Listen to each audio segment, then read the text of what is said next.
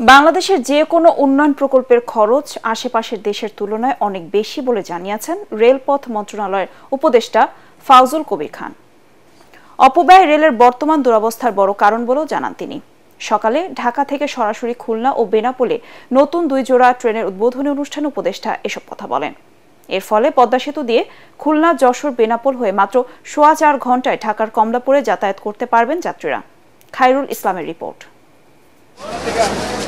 দীর্ঘ প্রতীক্ষার পর মঙ্গলবার পদ্মা সেতুর ওপর দিয়ে ঢাকা থেকে খুলনা ও বেনাপোলে সরাসরি চালু হলো যাত্রীবাহী ট্রেন।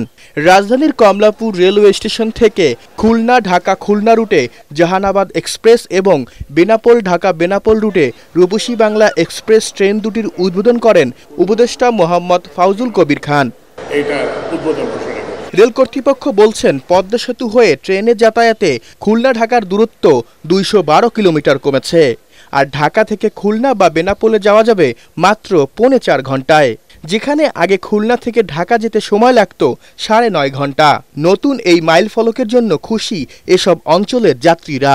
3 ঘন্টায় ঢাকা যাব, আর আমার বাড়ি লোহাগাড়া যাবে 1 ঘন্টা 10 মিনিটে। খুবই ভালো লাগতেছে, কারণ এত কম সময়ে আমরা ঢাকা যাব, এটা আমাদের জাস্ট একটা স্বপ্ন ছিল। সময় বেঁচে যাচ্ছে, এজন্য আমরা খুবই আনন্দিত। দেখা যাচ্ছে আগের যে চিত্রা সুন্দরবন, এর থেকে 3 ভাগের 1 ভাগ টাইমে আমরা এখন ঢাকাতে সহজে পৌঁছে দিতে পারবো। এ সময় উপদেষ্টা ফাউজুল কবির খান বলেন, রেলের বর্তমান দুরবস্থার পেছনে দায়ী অতিরিক্ত ব্যয়, তাই এই খাতকে বাঁচাতে খরচ কমাতে হবে। আমাদের যেমন যে কোনো প্রকল্পেরই ব্যয় আপনি দেখবেন যে তুলনামূলকভাবে ভারতের তুলনায় কিংবা আশেপাশের দেশের তুলনায় অনেক বেশি। এইটা আমি আপনার রেলের সবাইকে অনুরোধ জানাবো যে কীভাবে এটার খরচ কমানো যায়।